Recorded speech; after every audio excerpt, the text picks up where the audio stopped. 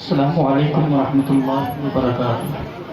बिला किसी ताख़ीर व तमीद के दुरूद शरीफ का नज़ारा पेश करें। अल्लाहुम्मा सल्लि अला सय्यिदना मौलाना मुहम्मदिन बारिक सल्लल्लाहु अलैहि वसल्लम या रसूलल्लाह या हबीबल्लाह सल्लल्लाहु तआला अलैहि वसल्लम। मशहूर ज़माना कलाम हज़रत बेगम शाहबाज़ी हज़रत अल्लामा मौलाना ज़ैनुल आबिदीन साहब क़िबला की फरमाइश और उनका हो। बस दो तीन शेर आप मुलाहिज़ा फरमाएं, उसके बाद में अपनी जिक्र लेता हूँ। मोहब्बत के साथ मरतबा पहले या रसूलल्लाह हसरत